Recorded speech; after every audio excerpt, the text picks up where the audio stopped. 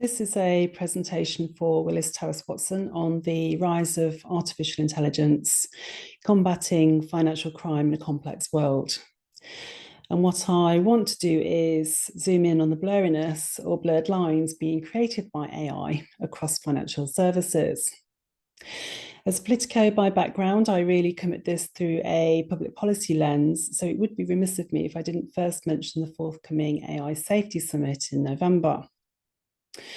The aim of the summit is really to bring together big tech and frontier models, together with some of the innovative startups and scale-ups. That will happen on day one, followed by a summit of the heads of government on day two, where the invitees do include the likes of China, the US, Canada, Japan, India, and others.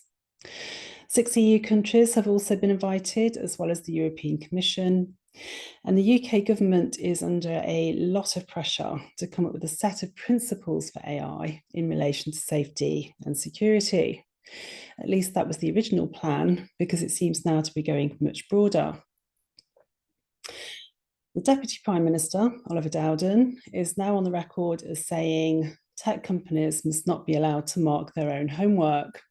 So it has been gratifying to see that a lot more attention is being given to bringing in spokespersons for civil society, provided, of course, this isn't just a window dressing exercise.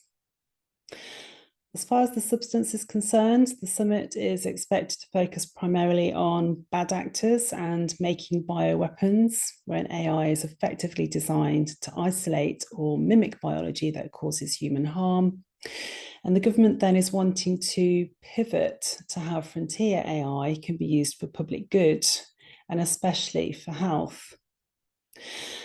But I think what all this really illustrates is that AI is increasingly about a blurry confluence of actors. So let's take a look at financial crime. We often speak about good actors and bad actors, but it's not now just about the good and the bad. It's now also about the somewhere in between.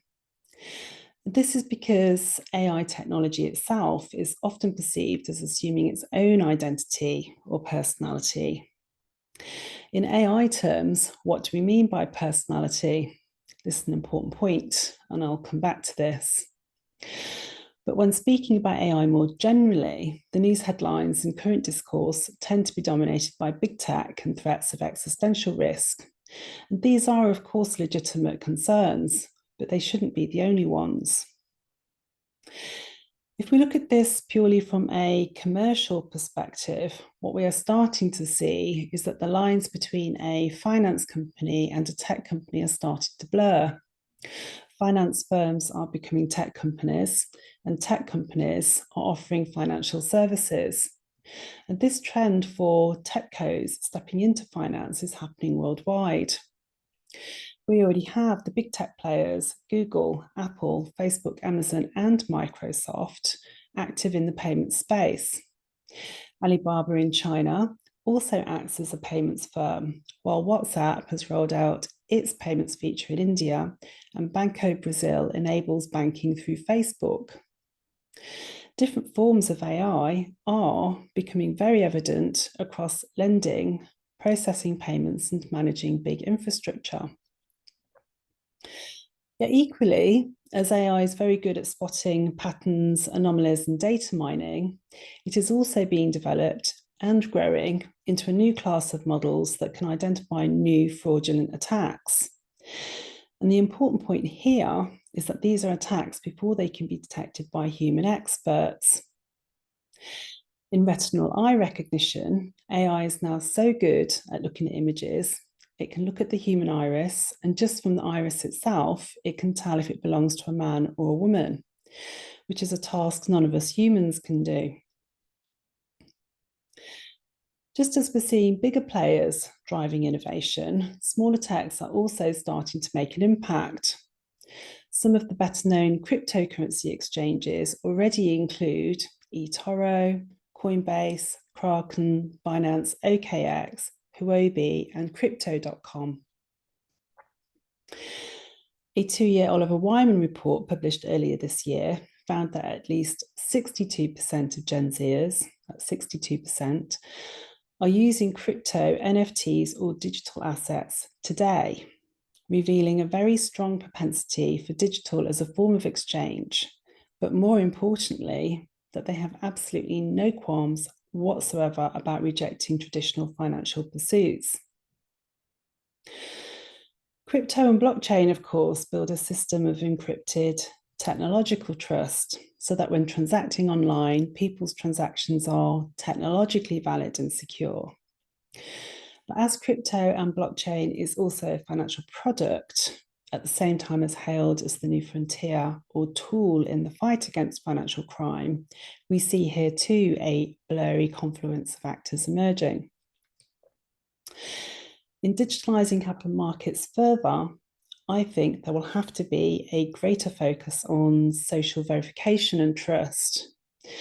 This is because from a business ethics point of view, when building digital financial ecosystems using AI, we should take into account the real purpose of money, that is respectful of dignity and contributes to the common good of society.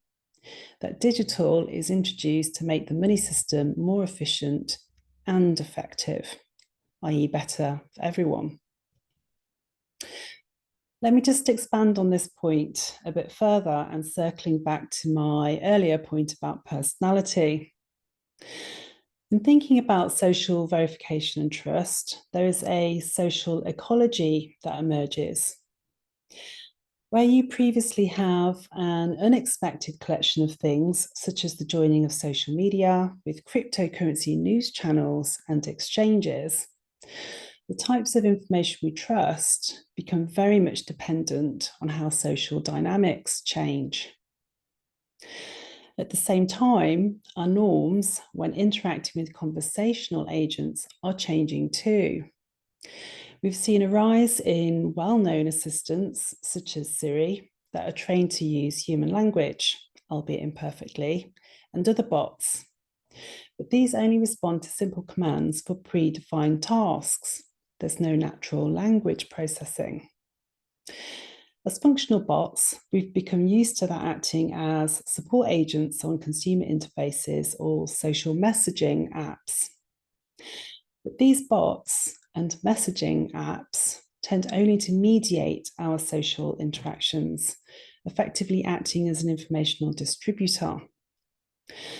Whereas increasingly, the user's wish is for a more socially intelligent bot, and it is this which is opening up a socio-technical gap in what consumers actually desire socially.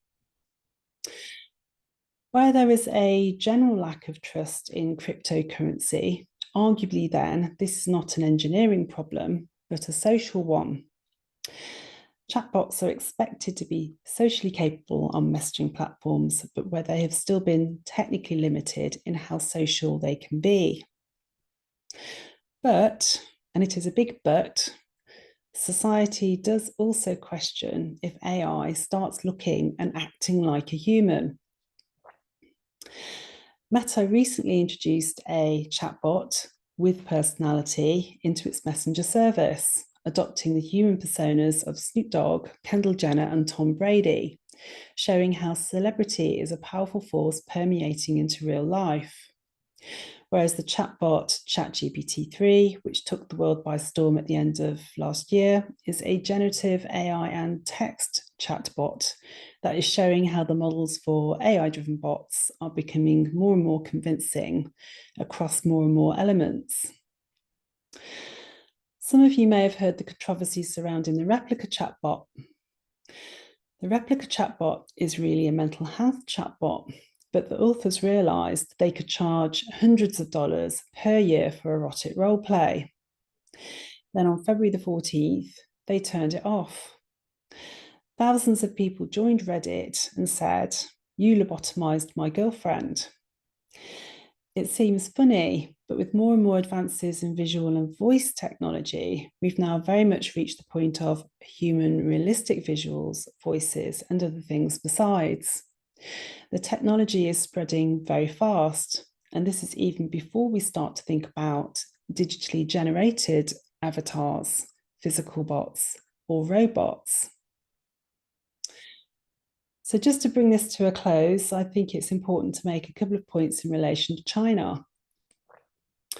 By the end of November 2019, about 70% of the provisional governments in China had launched chatbots on their portals.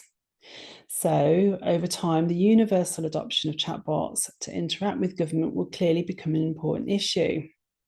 So we have to ask ourselves about the use of state-owned AI and chatbots and how these are permeating and impacting society. We may still be some way off from artificial general intelligence, but just as we're witnessing this blurry confluence of actors across financial services and the growth of AI bots, we need to be taking a lot more seriously the geopolitical risks posed by China or other fast-growing economies for that matter. This is a values-based game.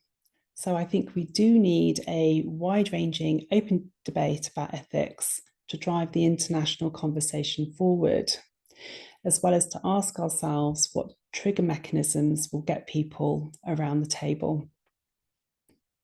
Thank you for listening.